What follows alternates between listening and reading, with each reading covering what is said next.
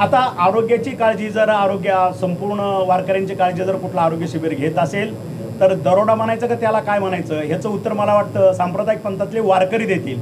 आणि किंबहुना ह्या ठिकाणचे विठ्ठल रुक्माई मंदिर समितीचे जे आपले हे आहेत आमचे औसेकर महाराज त्यांनी बघितले, त्यांच्याच हस्ते बऱ्यापैकी मागच्या आरोग्य शिबिराचं उद्घाटन झालं होतं।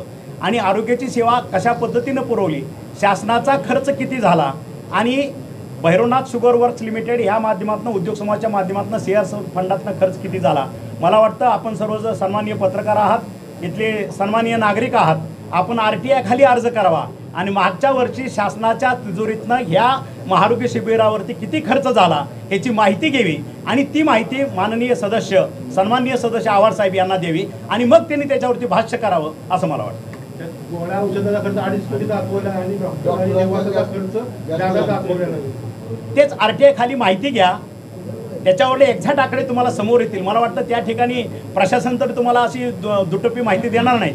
लक्षात बऱ्यापैकी जवळपास 70 ते 80% खर्च हा भैरवनाथ शुगर वर्क्स लिमिटेड उद्योग समूह ह्या माध्यमातून केला गेलेला आहे। तुम्ही त्याचे साक्षीदार होता आणि औषधाचा जो खर्च असेल तेवढाच खर्च आणि लोकांच्या काही शासकीय जी लोक आली त्यांचा TADN पगारी हाच विषय असेल। बाकी आमच्या धर्मेंद्रनीचे काही NGO आणले, त्यांनी चष्मे आणले, त्याचंही मला वाटतं कुठं आम्ही काही बिलिंग किंवा त्या लोकांनी काही केलेलं नाही। हा समाजसेवाचा उपक्रम आहे, समाजसेवा म्हणून आम्ही याच्याकडे बघतो। आम्हाला मिळालेली समाजसेवेची एक संधी आहे, त्या भावनेतनं आम्ही ह्या ठिकाणी सेवा उपलब्ध करून देतो। लोकदर्शन मराठी चॅनलला सबस्क्राईब करा, बेल बटनला क्लिक करा व लाईक करायला विसरू नका।